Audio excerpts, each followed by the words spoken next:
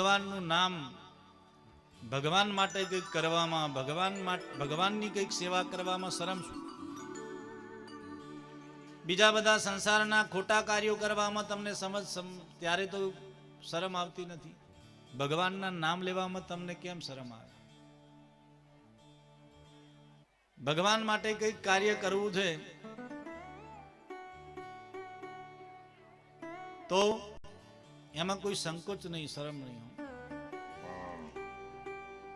જે આ માર્ગે, ધર્મના માર્ગે ચાલ્યો એને ભગવાન, એને સંસાર ઘણું પણ કહેશે. હું અને મીરાબાઈ પણ ભગવાન માટે નાચેલા. હું ભગવાન માટે જે નાચે એને સંસાર સામે નાચવું પડે નહીં. ભગવાનનું નામ લે, ભગવાનનો જે થાય એનું દુનિયામાં કોઈ ખરાબ રીતે નામ ન લઈ શકે.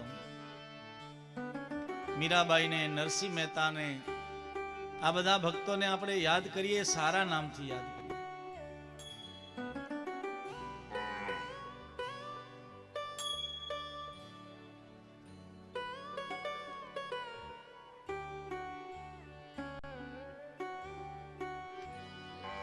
તો તૃતીય સ્કંદ ભગવાનના ચરણોમાં અર્પણ કરીએ.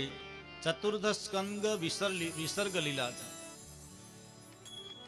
ધ્યાનથી સાંભળજો. ભાગવત કથા છે ને, એ સાંભળવાથી, મેં તમને પહેલા દિવસે પણ કહ્યું હતું કે આ જ્ઞાન યજ્ઞ છે. હું એમાંથી વક્તા શ્રોતાને આ યજ્ઞથી, જ્ઞાન યજ્ઞથી પુષ્ટિ મળે છે. આપણું બધું જ વધે છે. હું ભગવાનનો આશ્રય કરવાથી, ભગવાનનું શરણ ગ્રહણ કરવાથી ભગવાન આપણા માટે સર્ગ લીલા કરે છે. સર્ગ એટલે સર્જન. આપણા માટે કંઈક સારું કરે છે. અને વિસર્ગ લીલા એટલે વિશેષ સર્જન. ઘણીવાર આપણે ધાર્યું ન હોય એનાથી પણ વધારે સારું ભગવાન આપણને ગોઠવી આપે. આનું નામ વિસર્ગ છે. વિશેષ સર્જન ભગવાનની કૃપા થાય ત્યારે થાય. લૌકિક ભાષામાં કહું ને તો એવી કહેવત છે કે આપ કમાએ પેટ ભરાય અને ભાગ્ય રડે તિજોરી ભરાય. એવી કઈ કહેવત છે. હા, ભાગ્ય સાથ આપે. ભાગ્ય નામની આમ કોઈ અલગથી ચીજ નથી, પણ ભાગ્ય શું છે? તમારું કાર્ય, તમારું સત્કાર્ય, તમારો પુરુષાર્થ, એની સાથે કોઈ કૃપા ભળે, એને આપણે ભાગ્યનું નામ આપીએ. ભાગ્ય ક્યારે વધે? ચતુર્થ સ્કંદમાં 4 પ્રકરણ બતાવ્યા છે. ધર્મ, જો પેલા માતાજી તો પડી કે તોડી. હવે તમે શું કરો છો? કોણ વાતો કરે છે? શું કરો છો? મને તમે ઊંચો બેસાડો તો મને બધું દેખાય છે. હું છેલ્લે સુધી માતાઓ બહેનો શું કરો છો? મને બધું દેખાય. પડી કી તોડી.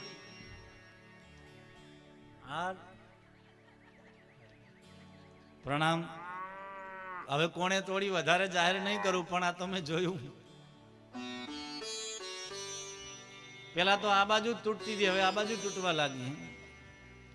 પણ બને ત્યાં સુધી વ્યસન ન કરાય.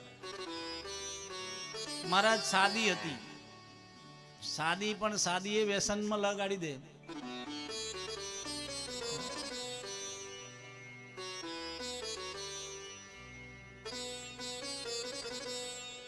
બને ત્યાં સુધી વ્યસનથી બચો.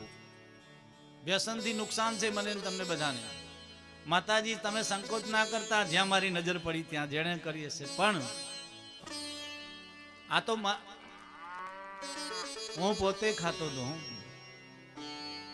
હું અહીંનો જન્મેલો છું ને, મેં નાનપણમાં ગાધેલું છે. આ પડીકા અમે ખાતા જ હતા.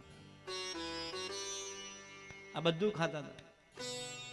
નાના હતા ત્યારે પેલા આ બધું. હવે અહીં રહેલા એટલે વડીલો કરતા એટલે જોઈ જોઈને કરતા. પણ સમય આવે એ બધું છૂટી જવું જોઈએ. વ્યસનથી નુકસાન છે. શરીર એ ભગવાનનું ઘર છે, આપેલું ભગવાનનું ઘર છે.